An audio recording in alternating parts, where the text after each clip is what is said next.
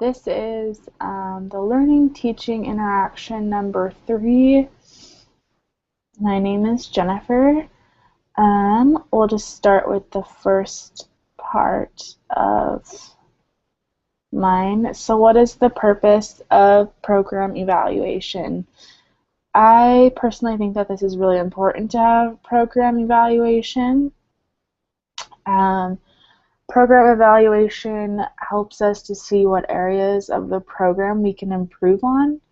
So like our communication, meeting times, teaching strategies, just for a couple examples. Through program evaluation, we're able to focus on areas of teaching that maybe help others more than other parts of the program. And see what they really liked and didn't like. And it gives us feedback from people who've already done the program so we can make a better experience for those future participants. And it helps us know the good and maybe the not so good parts of the program.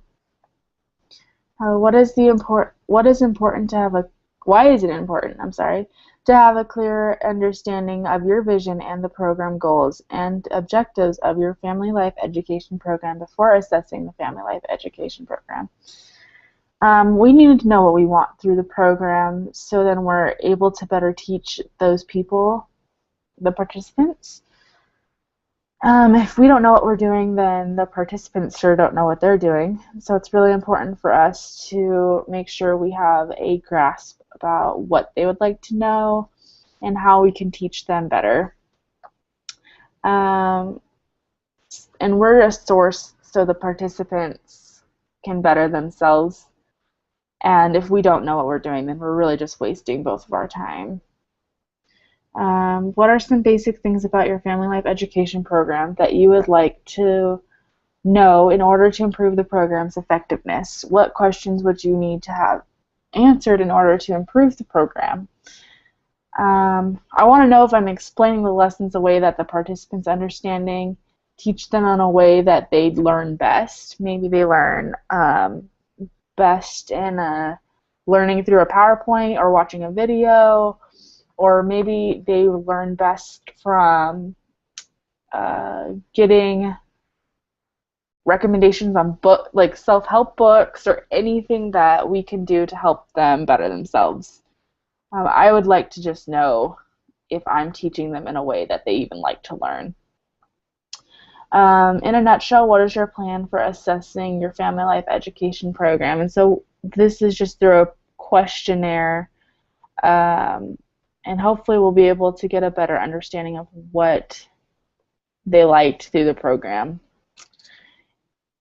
And we already did that questionnaire with, I think it was 2 weeks ago or 1 week ago, with the questions that we think that should be asked.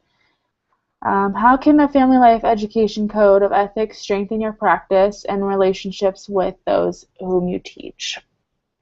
It gives me a basis of how I should be teaching and reminds me that I can't be emotionally attached to the participant, but that we're not supposed to be a therapist, but we're supposed to just give them tips and tricks on how to better themselves.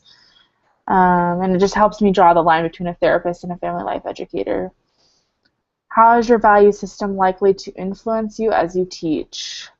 It will help. It will come out as you're teaching. You'll learn your value system if you don't know it already. Your opinions have already been formed about the topics we're learning in this program, so it'll influence us when we teach. We just need to make sure we're not being biased. How would you approach working with someone who has very different, even contradicting values from your own? Just be respectful of their views, and I would hope that they would do the same for me.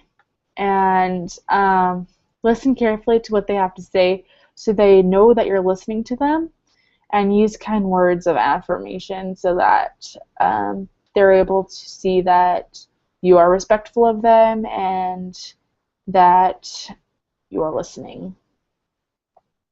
Why is it so important that whatever our training is, we understand our limits and boundaries when working with families. And again, this goes back to we're not supposed to be therapists for these people, but we need to stay in a professional setting so that our emotions don't get the best of us and that we don't get emotionally attached.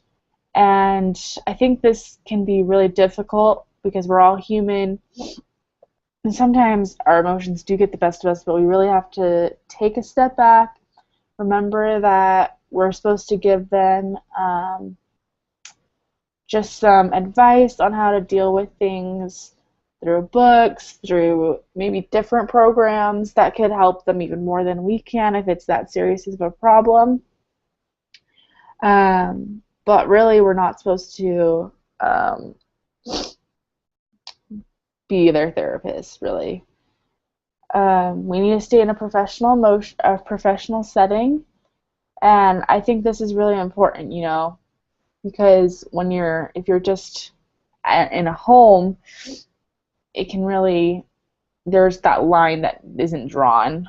But if you're maybe in an office or a library or a public setting, you're able to draw that line where it's supposed to be drawn. And those are just a few things that I would suggest on why it's important that we understand our limits and boundaries when working with families. And so that is my presentation. I hope you guys enjoyed it and hope you guys are having a good week, and I will talk to you guys in the next one. Bye!